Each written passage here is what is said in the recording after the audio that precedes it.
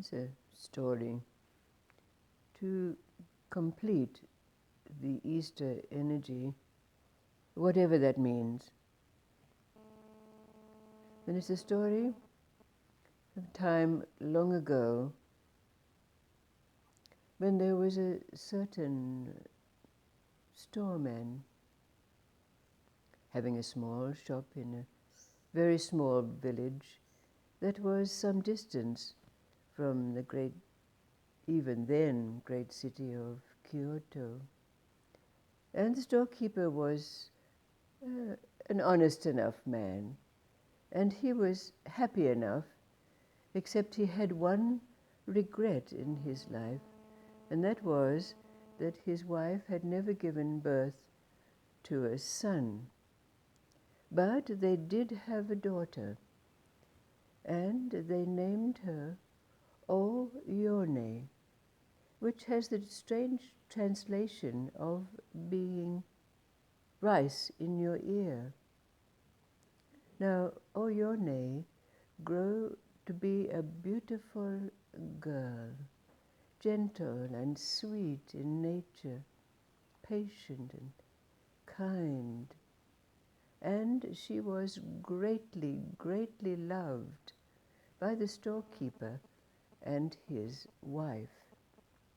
But when Oyone was 12 years old, her mother took deathly ill, and within a few days she had passed away. And they buried her in the orange grove nearby. The storeman was totally bereft. He beat his chest. He did not eat or sleep for days of mourning. But then the days passed, and the snow came onto the ground, and the only footsteps that made their way to the orange grove were the footsteps of Oyone. The storeman's memory was fading, and then the spring came, and the cherry blossom came out with its fragrance in the air, and it was the time for making fresh sake. So the storekeeper indulged himself in the smells and the celebrations and the imbibing of the fresh sake, and his memory of his beloved wife had faded. So in this time of festivities, the storekeeper, following the way of nature, fell in love with another woman, a rather comely woman, but with a black heart. He married her and brought her back to his house, where her jealousy and hate grew for Oyone every day. Unbeknownst to the storekeeper, she treated Oyone with great cruelty, even though she was careful not to harm her in the sight of the storekeeper. But, as is the way of children, Oyone kept her peace, quietly enduring the suffering, crying herself to sleep each night at the great pain that she was undergoing. And the stepmother bided her time. And then there came a time when the storekeeper had to go to buy wares from the great city of Kyoto. So he prepared himself for the journey, and before he was leaving, he called his beautiful daughter to him and said, "What gift would you like to bring me for me to bring back for you?"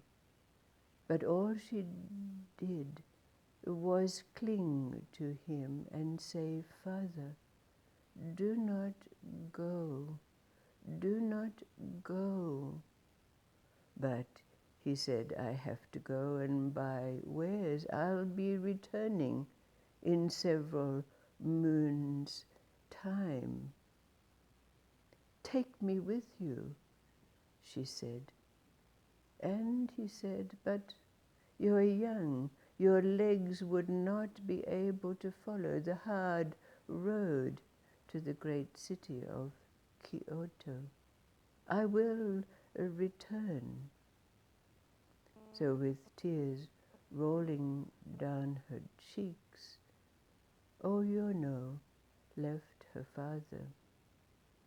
The next day he was preparing to go, and Oyone came to him with a gift. She handed him a small bamboo flute, and she said, "My father, I have made this with my own hands. When you go, you will not see me again." And in that instant, her father felt a great coldness come over his heart. And then he discarded it, saying, "Oh, this is just the longing of a lonely young gal." But she said, "Play the flute and think of me." So her father put the bamboo flute up his sleeve and set out to the great city of Kyoto. In Kyoto, there was always festivity going on. He had friends and contacts there and enjoyed the social life that was happening. He was invited to various receptions. And then the time passed for him to return, but he was having such a grand time that he extended his stay. But then one evening, as he was taking out the garments that he would dress himself to go to yet another reception, he picked up his travel robe, and there, in the sleeve, was the bamboo flute. He took out the flute and put it to his lips, and the sound that came out chilled him to the very marrow of his bones. It seemed like a plaintive cry, "Come home, my father, come home." He dropped the flute in great shock and called his servant to him. "I am not well. I am not going to the reception."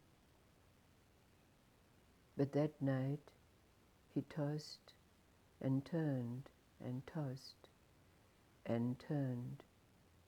In the morning he took up the flute again, and when he blew, the plaintive cry that came out almost shattered him, and he left left that place, going as fast and as hard as he could, hardly waiting to stop and eat or even relieve himself, until he finally came back to his home. He addressed his wife. "Where is the child?"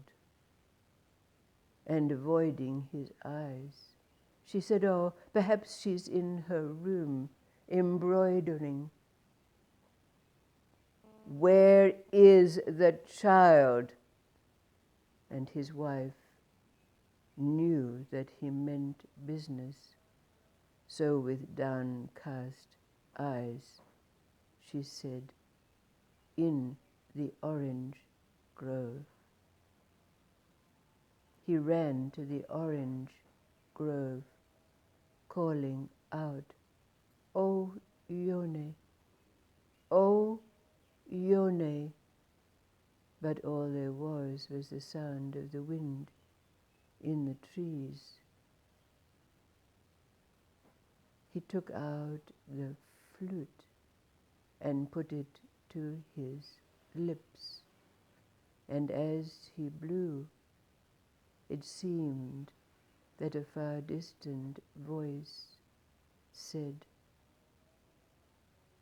"My stepmother has killed me these 3 moons since. You will not see me again." The storekeeper ran back to his house, and taking a sword, he severed the cruel stepmother's head from her shoulders. Rending his garments, taking off his fine leather boots, he put on store sandals.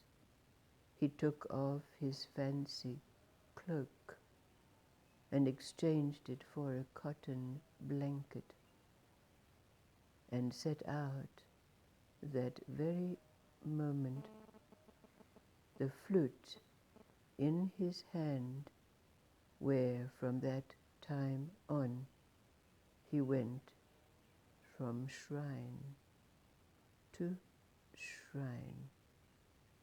In each place he played the flute.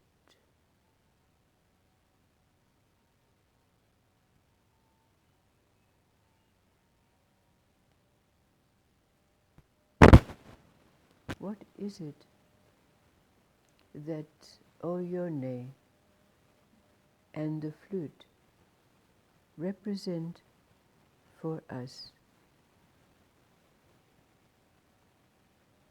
What is the meaning of Oyone and the flute in this story?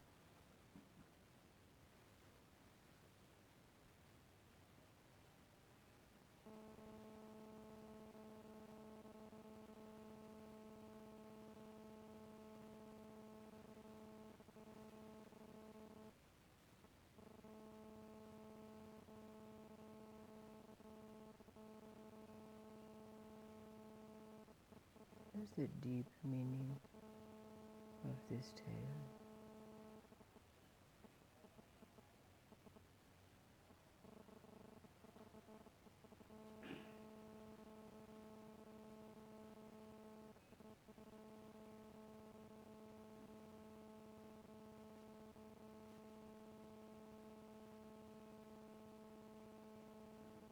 She represents love, and the flute is the chorus to Yes, sing that.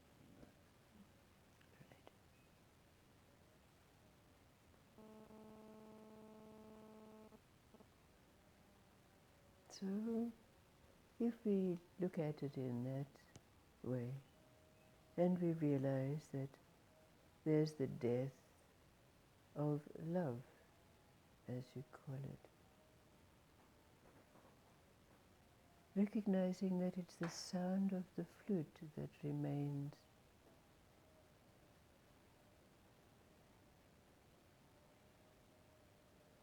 What does it mean? What is it that we discover when the illusion of love dies?